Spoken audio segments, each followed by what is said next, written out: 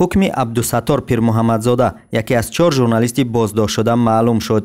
او را به 7 سال زندان محکوم کردند. حکم 3 نفر دیگر قبلا اعلان شده بود. دلیر امام علی 10 سال، عبدالله غربتی 7.5 سال و ذوقی بیگ سعید امینی 7 سال از آزادی محروم شدند. دلیر امام علی ماه ایون سال 2022 بازداشت شد. 15 ایون در صفحه فیسبوکش نوشت که هنگام سفر از دوشنبه به ولایت سوخت از جانب کارمندان مقامات حفظ حقوق ناحیه عینی بازداشت گردید. بعدا رسانه‌ها خبر دادند که او در دادستانی شهر دوشنبه است. ماه اکتبر دادگاه ناحیه شاه منصور دلیر امام علی را به صاحبکاری غیرقانونی، رسانیدن خبری بر دروغ و عضویت در سازمانی در تاجیکستان ممنوع گروه 24 گناهکار و 10 سال روانه زندان کرد. رسانه‌ها متن نامه را نشر کردند که دلیر آن را از بازداشتگاه نوشته است و آنجا تاکید می شود که حکم دادگاه ناحیه شاه منصور را اعتراف نمی کند. بعداً دادگاه شهر دوشنبه حکم او را به تغییر گذاشت.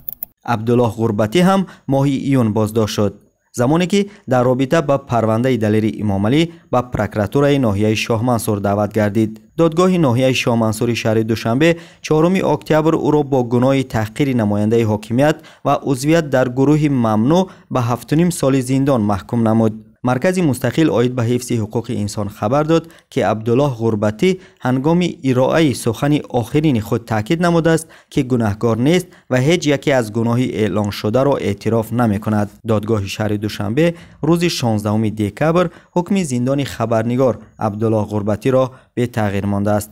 ذوقی بیگ سعید امینی ماه ایول امسال دستگیر گردید. دادگاه ناحیه اسماعیل سامانی در آغاز ماه نوامبر او را به همکاری با سازمان‌های در کشور ممنوع نهضت اسلامی و گروه 24 گناهکار کرد و برای 7 سال از آزادی محروم نمود. اما او گفته است به هیچ سازمان و گروه وابسته نیست. برای بازنگری حکمش به دادگاه شهر دوشنبه شکایت برد، اما دادگاه حکم را به تغییر گذاشت. عبدالستار پیر محمدزاده 8 ایول در شهر وحدت دستگیر شد.